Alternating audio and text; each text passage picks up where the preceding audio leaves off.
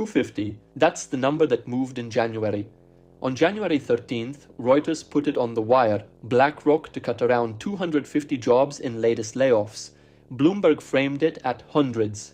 Over at the New York Post, the headline went /hundreds. 1% of a 24,900 headcount firm announced by mid-morning, covered across CNBC's opening block, priced into the stock by lunch. That number traveled. Every finance outlet in the US ran some version inside 48 hours. Here's the number that didn't travel. 1150, 1,150 roles at the same firm emptied across the same 12 months through a mechanism that triggers 0 press releases, 0 warn notices, and exactly no CNBC coverage because it's not a layoff. It's the gap between voluntary attrition and backfill, and at BlackRock in 2025, that gap ran at 5 to 9% on a 24,900 person denominator, cross-referenced against a CFO commitment in 3 consecutive earnings calls to hold workforce costs flat while AUM expands. Run that math on a napkin and you land on roughly 1,150 seats that emptied and didn't refill over a single fiscal year. Add the two numbers, 850 in direct cuts across 2024 and 2026, 1150 in non-replaced attrition, 2,000 finance roles, compressed out of a firm that just posted $14 trillion in AUM for Q1 2026, up $2.5 trillion from end of 2025 against an employee base that is plateaued. 2,000 roles, one firm, 21 months. Underneath both numbers, the mechanism is the same, a piece of technology called Aladdin, upgraded with an agentic AI layer going into production in early 2026, which is why the CFO can credibly tell investors workforce costs will hold flat while the asset base expands by a fifth year over year. That's the W2 concentration risk sitting under every analyst seat at that firm right now, and it's the arithmetic this video runs against your own position. Start with the visible 850 because the visible layer is where the coverage stops. January 2024, Reuters ran the story. BlackRock announces cuts of roughly 600 jobs, 3% of a then 19,600 headcount firm. CNN covered it the same day, framing against inflation and tight Fed policy. Technology and operations roles absorbed most of the hit. Fast forward 2 years, January 2026, same wire, 250 cuts, 1% of a now 24,900 headcount firm, middle office and analyst bands per Bloomberg's Red, announced 1 week ahead of the Q4 2025 earnings release, 600, 250, 850 total across 2 restructuring events. That's the layer the press covers. It produces press releases, internal communications fire, LinkedIn posts from affected employees go up inside 72 hours. Every serious finance outlet has a process for this layer, and the process ran the way it always runs. Now the invisible layer. UnifyGTM publishes BlackRock-specific attrition data pulled from departure signals across a 14,000 employee sample. Their YTD 2025 figure came in at 739 departures against that sample, 5.3% annualized. Apply the rate to the full 24,900 denominator and you get 1,320 people walking out the door on a voluntary basis every year. Someone leaving for a competitor, retiring, taking a break, whatever drives the individual exit decision. In a growth phase, firms backfill that attrition at 90+%. Headcount grows, teams expand, the attrition shows up in the numerator but not the net. In an operating leverage phase, they don't. CFO Martin Small communicated the same message across Q4 2025 and Q1 2026 earnings calls. The firm is holding workforce costs flat or declining while AUM grows. That's the public commitment. Translated operationally, and here's what it means. When an analyst leaves, the seat doesn't automatically get posted. When a VP retires, the role doesn't automatically get opened. Hiring shifts to selective at the band, where Aladdin can absorb the task load. Apply a 10% backfill rate to a 5.3% attrition base, and you land on 1,150 non-replaced seats on an annualized run rate. That's your 1150. 2 layers, same institution, same window. The 850 layer hits Reuters. The 1150 layer hits no wire at all. Sit with that for a second because the ratio matters. Roughly 60% of the 2,000 roles compressing out of BlackRock in this window are compressing through the invisible layer, not the visible one, which means anyone tracking the BlackRock layoff story through mainstream coverage is seeing about 40% of the actual displacement. Here's where the arithmetic turns from diagnostic to structural. 2023, BlackRock closes the year with $9.1 trillion in AUM against 19,600 employees. Divide, the firm runs roughly $464 million in assets per employee. Call it 464, Q1 2026. The book closes at $14 trillion in AUM against 24,900 employees. Divide, 562 million per employee, call it 562. Ratio expansion in 3 years, roughly 21%. Per employee productivity, measured in dollars managed, up a fifth inside a 36-month window at a firm where the capability bottleneck has always been humans reading risk screens. That's the quantified form of the phrase operating leverage. Small thing from my own tracking. About 6 months ago, I ran this same ratio across the top 5 asset managers as a back-of-the-envelope check. Wanted to see whether BlackRock was the outlier or the template. BlackRock ran tighter on the ratio than the peer set, but the peer set moved in the same direction, not a BlackRock exclusive template, the shape of the industry. Now what sits underneath the ratio? Aladdin is not a pilot, Aladdin is a commercial business. The platform manages risk and portfolio decisions for over $21 trillion in third-party assets, pension funds, sovereign wealth funds, insurers, competing asset managers paying BlackRock to run their risk infrastructure through the same technology BlackRock uses on its own book.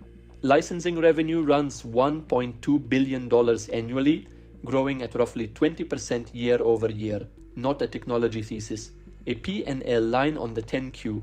The April 2026 WSJ coverage of AI implementation inside the firm put a figure on the current state.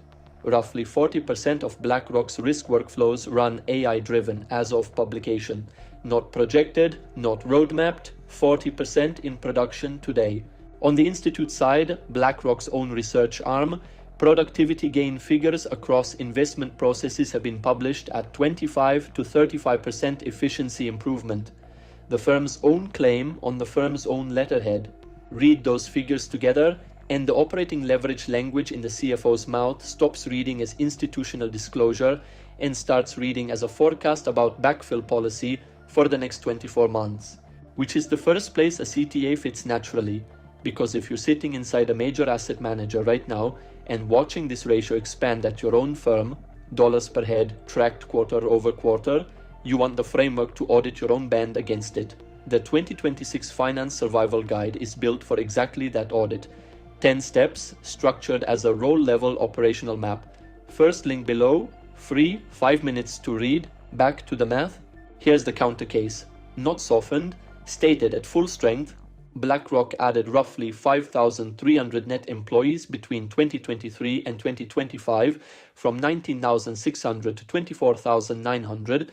That expansion happened during the firm's most aggressive AI investment cycle, running parallel to the Aladdin rebuild, the agentic upgrade, and the full capability deployment. The cuts announced in 2024 and 2026 read as routine cyclical cost discipline. The same pattern large asset managers have run for decades, calibrated to earnings compression rather than technology adoption.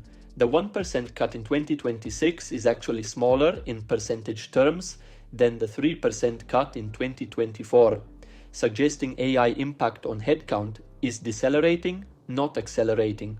Framing the 2,000 role compression as an AI replacement story inflates a routine restructuring into a technology narrative the employment data does not support.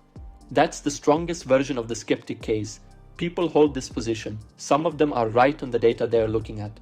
Scope clarification. The net add argument holds through 2025, 3-year growth phase, 5,300 net employees added, AUM climbing from $9.1 trillion to $11.5 trillion, roughly linear expansion on both sides. Correct. Where it stops holding is the 2025 to 2026 inflection. From Q4 2025 to Q1 2026, AUM runs from $11.5 trillion to $14.0 trillion, a 21.7% jump in 90 days. Headcount runs from approximately 24,900 to approximately 24,900, 0% change on one side, 21% change on the other, inside a single quarter, not routine cyclical discipline. That's the capability to headcount ratio uncoupling, and it uncoupled in the specific window the Aladdin agentic upgrade went into production. Not a refutation of the skeptic, a scope clarification. The skeptic argument answers what happened between 2023 and 2025. This analysis answers what happened between Q4 2025 and Q1 2026. Different windows, same firm, different ratios. Second objection, forming in the back of your brain right about now. I know it forms because it formed in me when I first ran this. Okay, I accept the math. What I don't accept is that I'm the person who builds a parallel income asset. I structure deals, I don't build digital infrastructure, I have zero idea how to host, publish, run analytics, or market anything. And 18 months of learning from scratch is where this plan falls over. Partial concession. You're right that production infrastructure is real work, and you're right that a finance professional without any background in digital asset building is starting from a different line than someone who's been online for a decade. That part of the objection is accurate and shouldn't get waved away. Where the objection is wrong is on what the asset actually requires. The form factor that fits a finance operator is not the form factor you're picturing when you hear build something online. Not the face camera, not the daily posting cadence, not the creator aesthetic.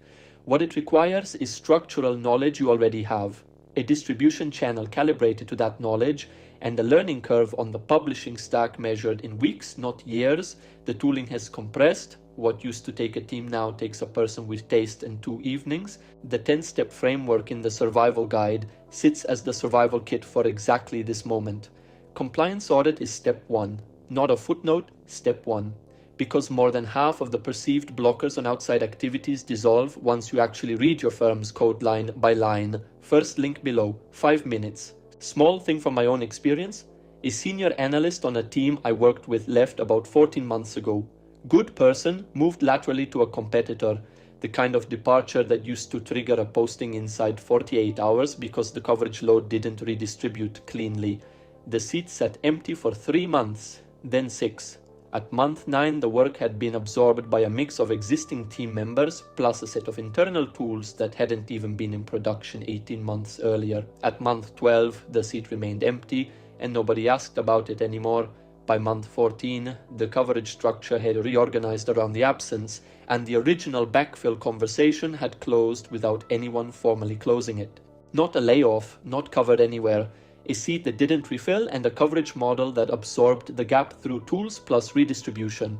Multiply that across a 24,900 person firm running at 5.3% attrition with a CFO stated policy of keeping workforce costs flat, and you land on 1150.